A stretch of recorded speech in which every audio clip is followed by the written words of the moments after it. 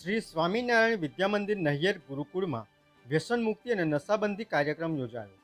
આમોદ તાલુકામાં આવેલા શ્રી સ્વામિનારાયણ વિદ્યામંદિર નહિયર ગુરુકુળમાં વ્યસન મુક્તિ અને નશાબંધી કાર્યક્રમ રાખવામાં આવ્યો હતો. બાળકો અને યુવાનોમાં વધતી જતી વ્યસનો અને નશાની વધતી જતી ટેવોને કારણે દેશનું યુવાધન બરબાદ થઈ રહ્યું છે.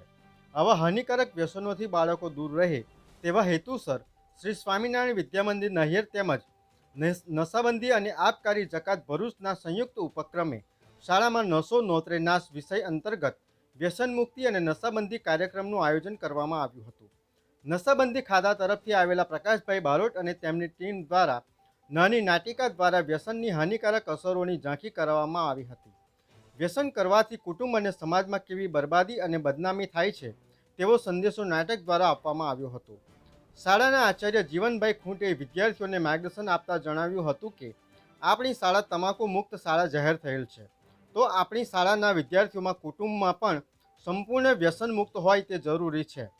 શાળાના 125થી વધુ વિદ્યાર્થીઓ અને શિક્ષકોએ આ કાર્યક્રમમાં લાભ લીધો હતો. VMP news, think positive.